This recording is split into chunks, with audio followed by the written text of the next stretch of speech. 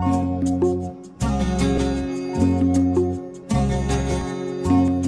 friends, today in this lecture we are going to revise the chapter what we have seen in last few lectures, that is kinetic theory of gases and thermometry. Friends, in BSc second for semester 3 we have one paper, that is paper number 5, and having two chapters in this paper.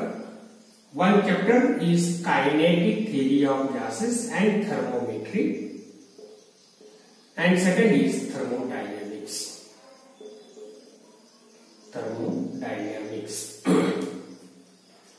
तर मित्रांनो, की या पेपरमध्ये paper number 5 मध्ये फक्त दोन chapter आहेत, दोन्ही चॅप्टर मोठे आहेत आणि त्यापैकी एक चॅप्टर आपण आतापर्यंतच्या व्हिडिओमध्ये आपण काय केलेलं आहे, कंप्लीट केलेला आहे. तो म्हणजे कायनेटिक थिअरी ऑफ गॅसेस आणि थर्मोमीटर, आणि उरलेला एक चॅप्टर राहिला तो थर्मोडायनॅमिक्स.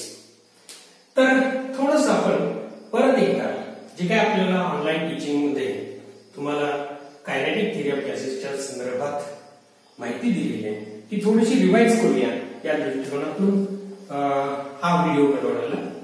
तर मला वाटतं की हा व्हिडिओ पाहिल्यानंतर तुमच्या लक्षात येईल की कायनेटिक थिअरी ऑफ गॅसेसचा सिलेबस काय आहे, थर्मोमेट्रीचा सिलेबस काय आहे, आपल्याला पेपरचं नेचर काय आहे आणि त्या पेपरच्या नेचर प्रमाणे आपण कशी तयारी करावी हे तुमच्या लक्षात येईल. ते अगोदर आपण थोडंसं कायनेटिक थिअरी ऑफ गॅसेस मध्ये आपण कोणकोणते पॉइंट डिस्कस केले आणि थर्मोमेट्री मध्ये काय पॉइंट डिस्कस केले हे थोडंसं बघूया. तर हा जो चॅप्टर आहे हा दोन पार्ट मध्ये विभागला गेलेला आहे. First part is kinetic theory of gases, that is basis of kinetic theory of gases, and second part the application of this part to next part, that part is named as the thermometry. मग आता आपण kinetic theory of gases मध्ये 12वीला शिकलो. त्यानंतर आपण या वर्षी परत एकदा आपण बघतोय की कायनेटिक थिअरी ऑफ गॅसेस म्हणजे नेमकं काय, त्याचे ऍप्लिकेशन्स काय आहेत. तर आपण सुरुवात करूया. पहिला पॉइंट आपण बघितलेला होता, that is mean free path.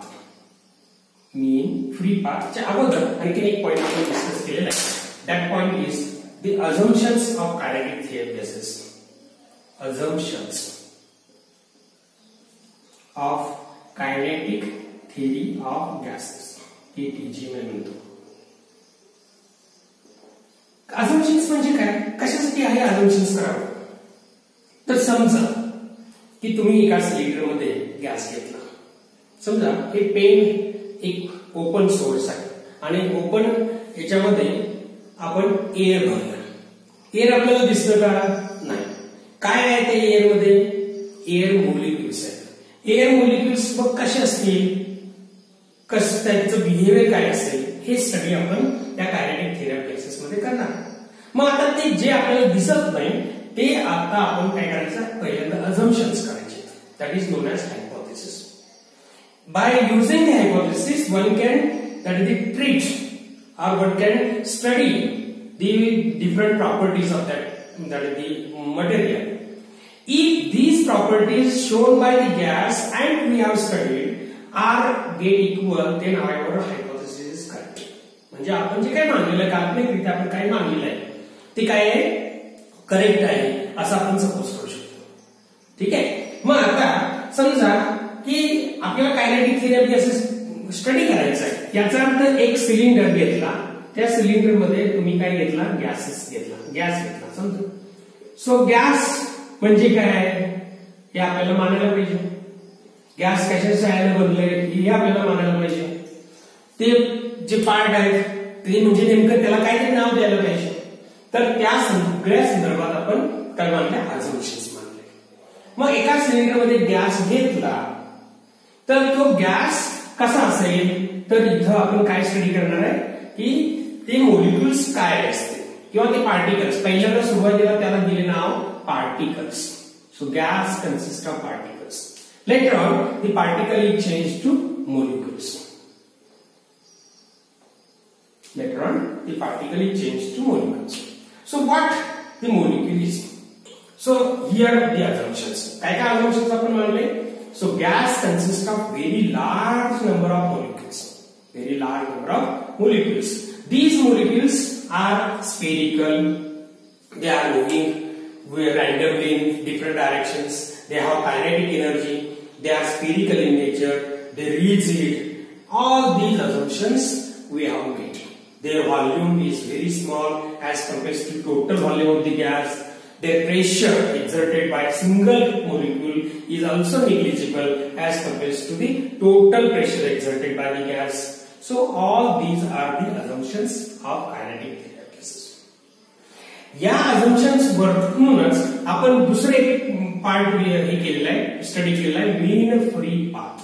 म्हणजे काय की assumptions मध्ये आपण मांडलं की all gas molecules, no gas molecule is stable.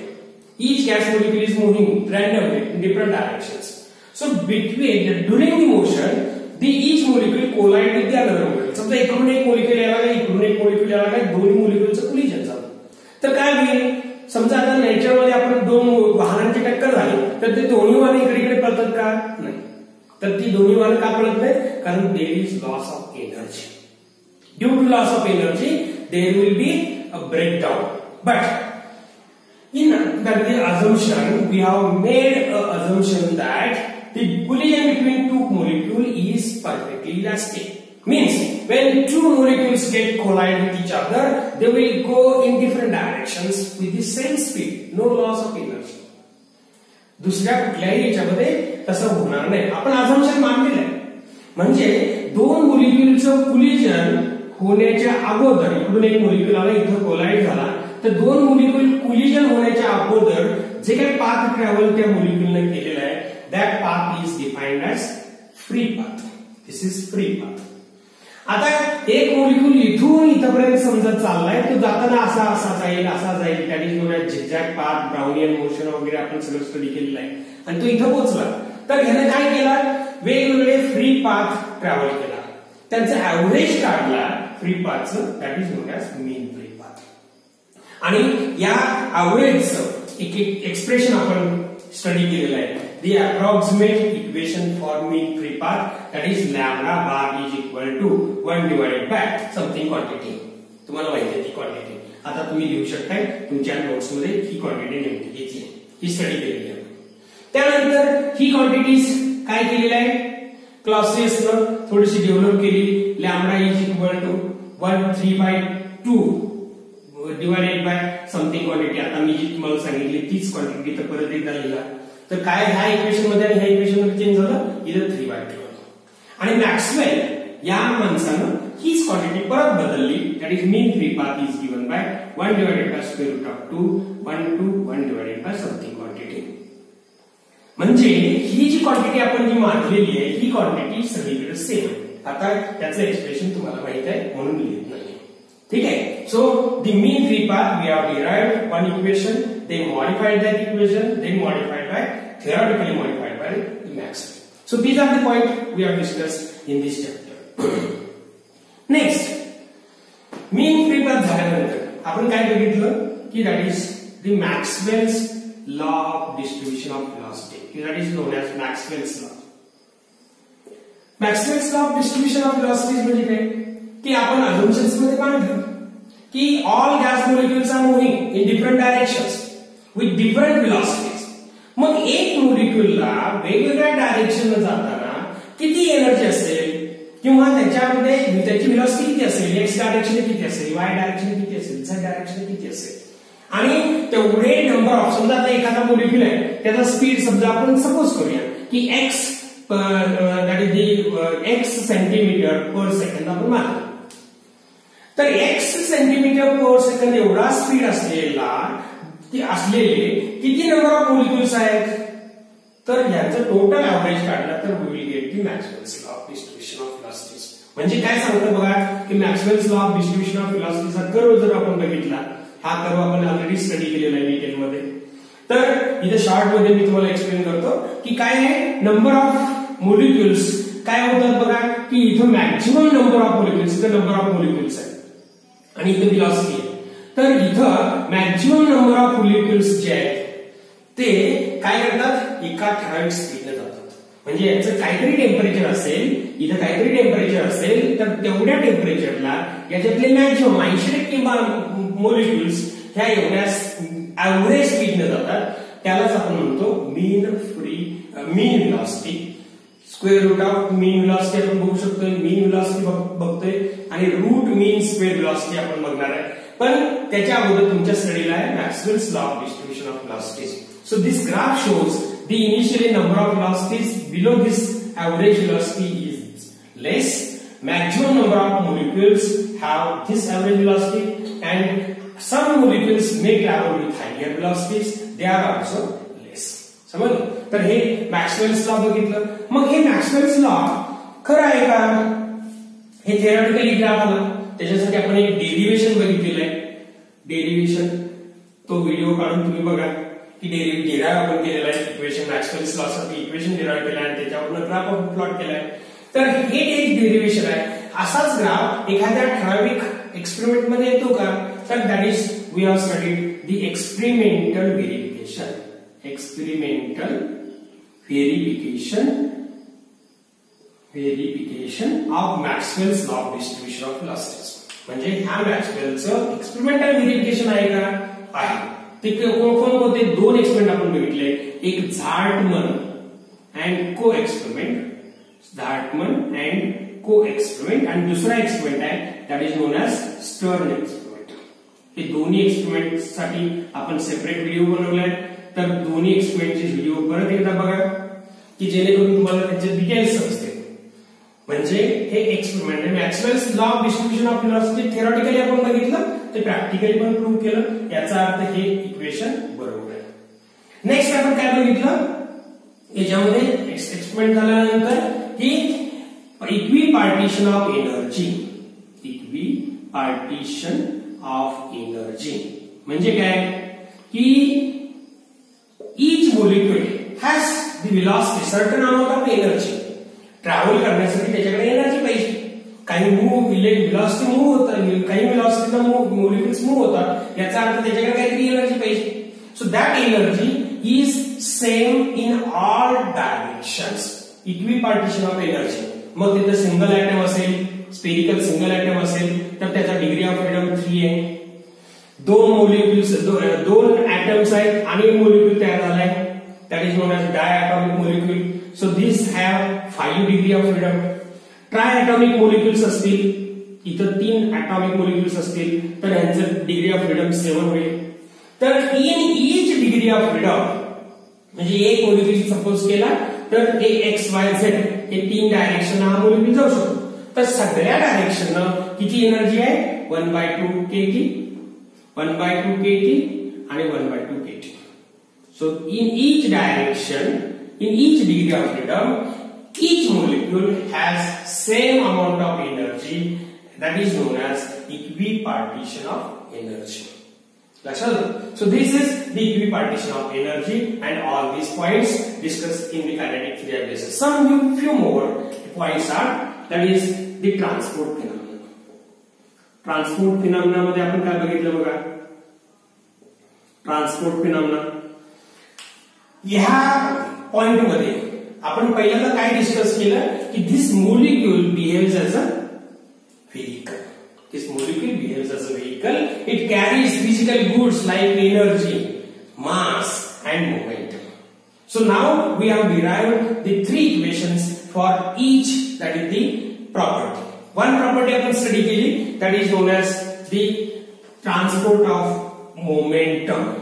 या ह्याच्यामध्ये बघा ट्रान्सपोर्ट फिनॉमिना मध्ये आपण काय सपोज केलंय, each molecule of a gas behaves as a, that is the vehicle which carries some amount of physical goods like momentum, mass and energy.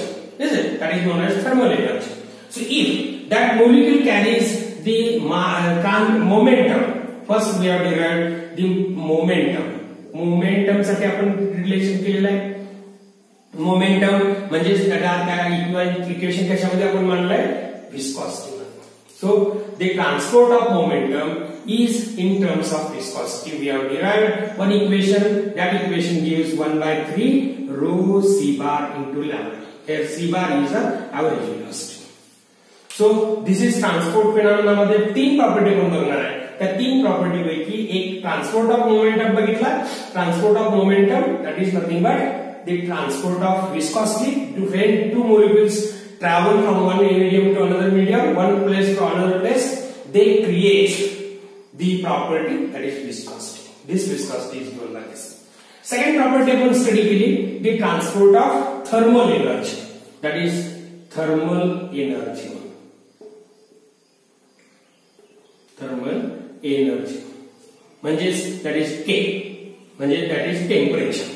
So K is given by K is equal to काय relation आपण derive केलेलं आहे. K is equal to साठी relation इथं आपण फक्त काय केलेलं आहे 1 divided by 3 rho C bar lambda into C म्हणजेच K is equal to हे equal to rho आहे याचा अर्थ CV असं हे रिलेशन तुम्ही आपण डिराइव केलेलं आहे.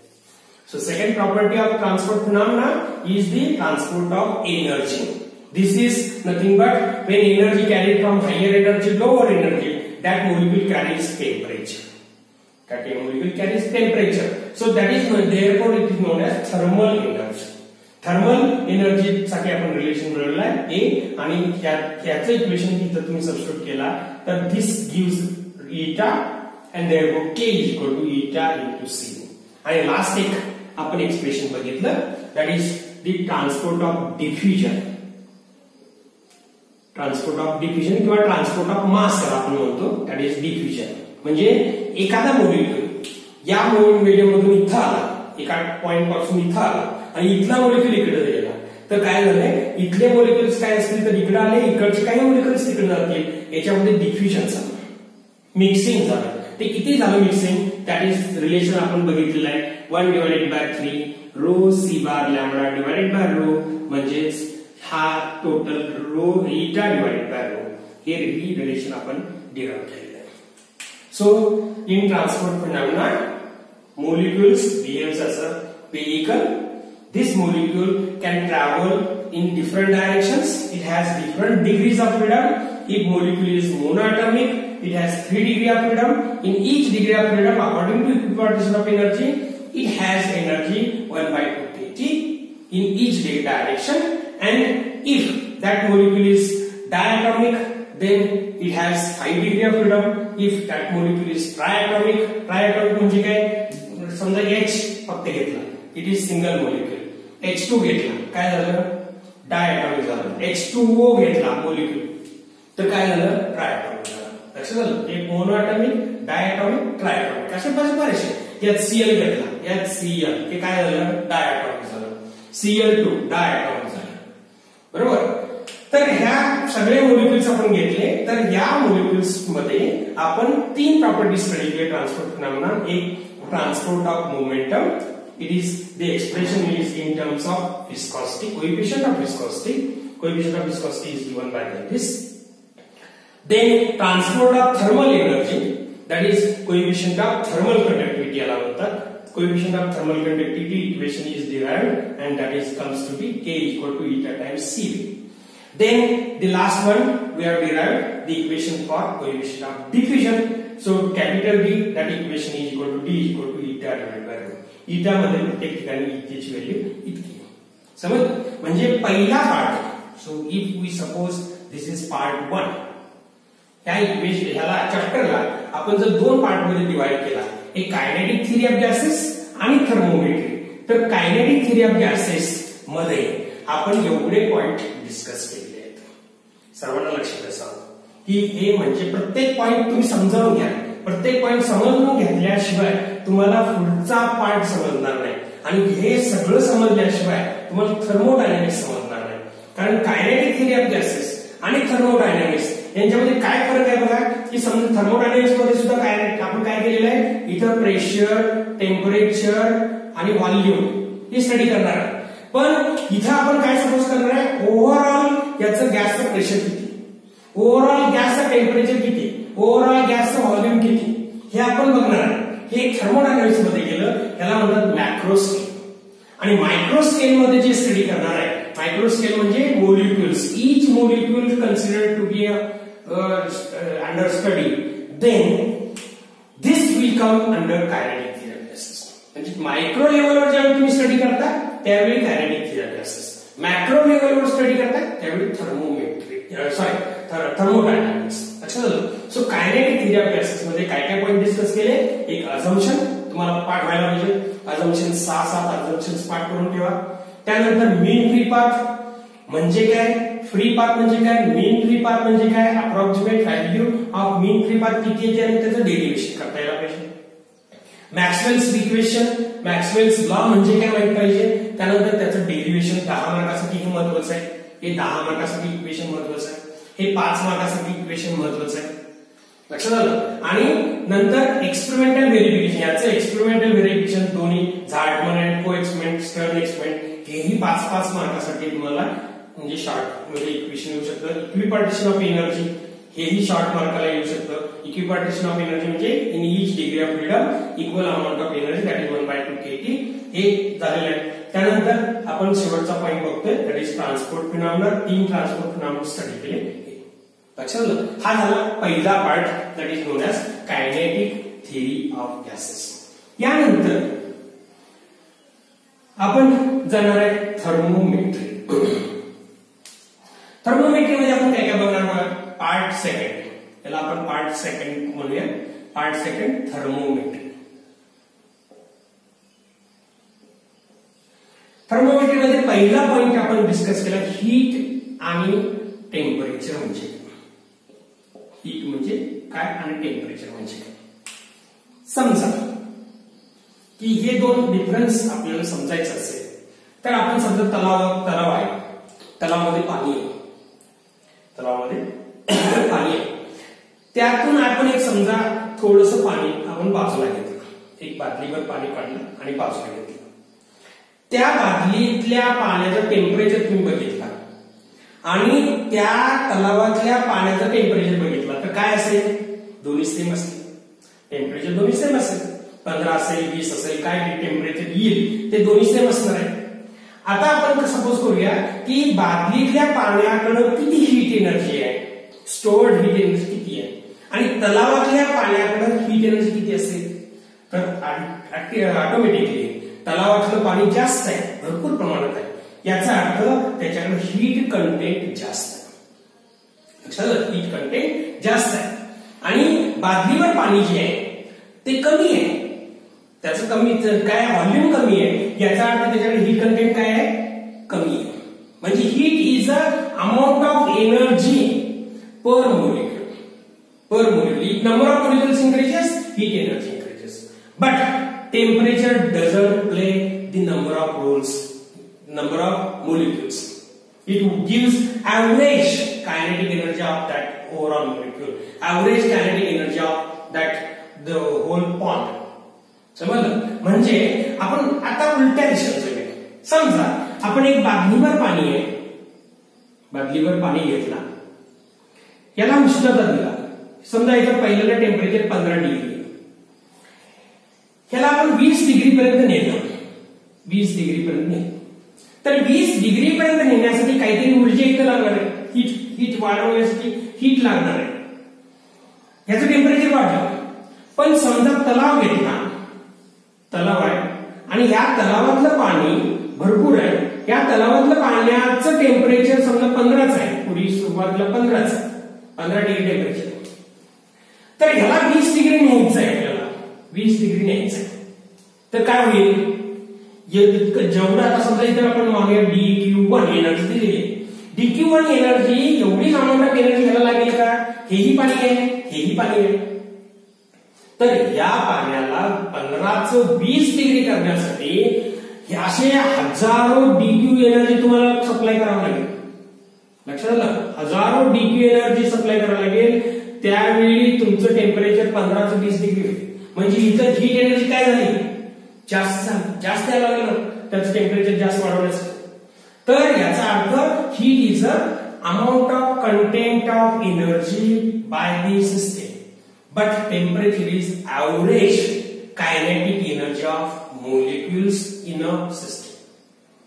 So this is the difference between heat and temperature we have discussed in that point. Second point we have studied that is the temperature scales. डिटेलमध्ये आपण स्टडी केलं टेम्परेचरचं.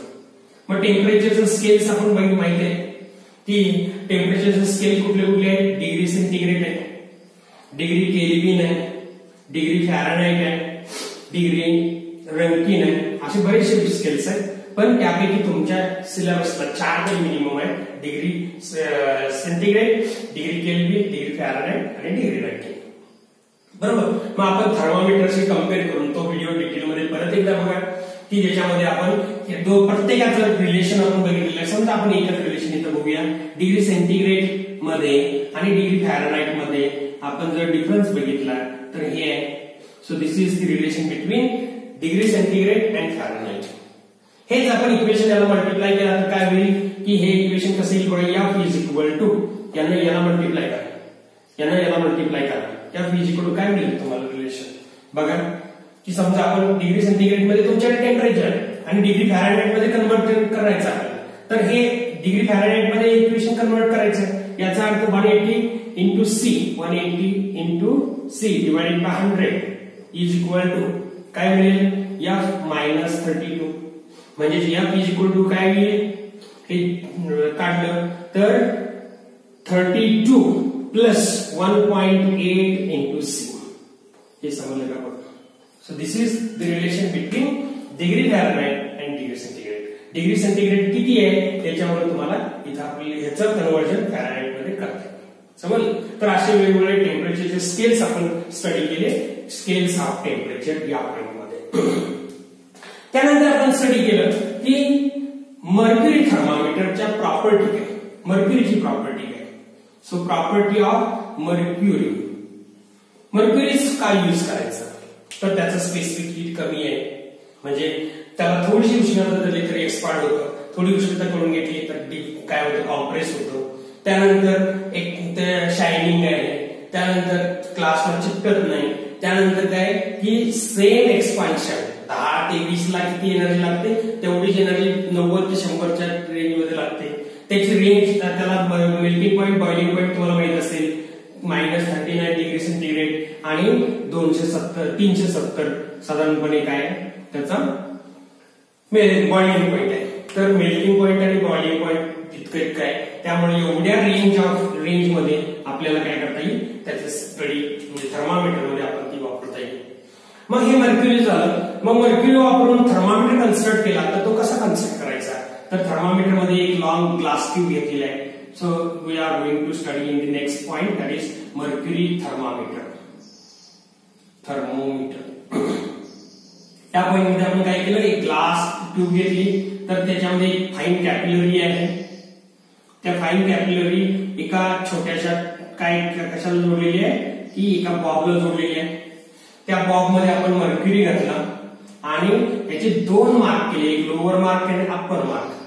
लोअर मार्क करण्यासाठी आपण काय केलं हे बर्फामध्ये ठेवलं आणि जिथपर्यंत पारा वाढतो किंवा मर्क्युरी इथपर्यंत राईज होते इथपर्यंत आपण मार्क केलं. That is lower mark is named as 0 degree centigrade. 0 degree centigrade.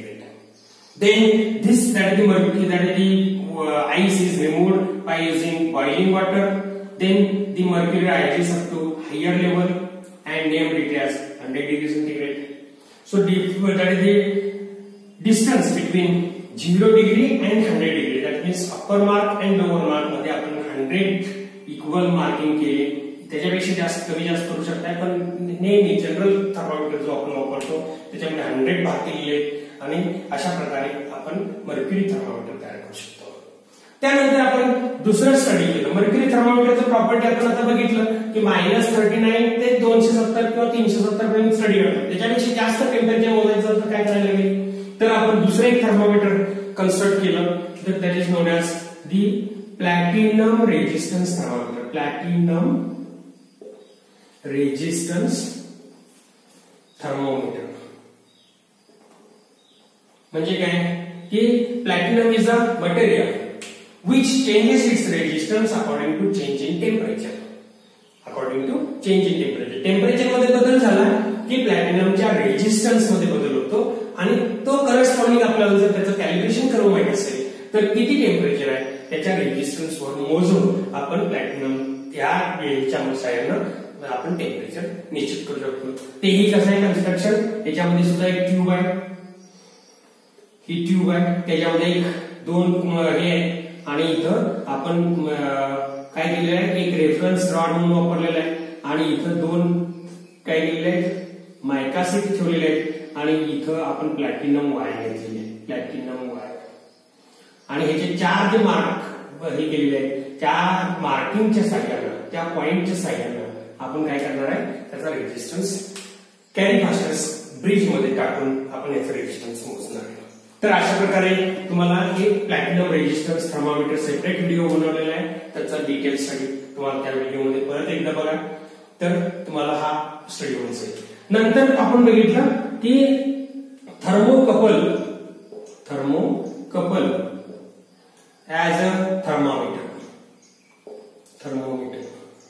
Thermocouple म्हणजे काय, दोन वेगवेगळे मेटल्स घ्या, दोन वेगवेगळे पॉइंट्स तयार करा, जंक्शन तयार करा. This is one junction is kept at higher temperature, one junction is kept at lower temperature. Then there is the production of thermo EMF. Due to that thermo EMF, there is thermal current flowing through this and the metals from hot junction to low junction. And this that the metals may be of the copper, constant means iron. Then different types of the materials can be used to form a thermocouple. So couple का कारण दोन आपण junction तयार करणार आहे. So then the thermocouple कारण वेगवेगळ्या टेम्परेचरला ठेवलेला आहे. Due to temperature difference, there is thermo EMF is produced. That thermo EMF gives current. The amount of current gives the measurement of temperature difference between these two points. Is it? So we have studied this thermometer. त्यानंतर आपण बघितलं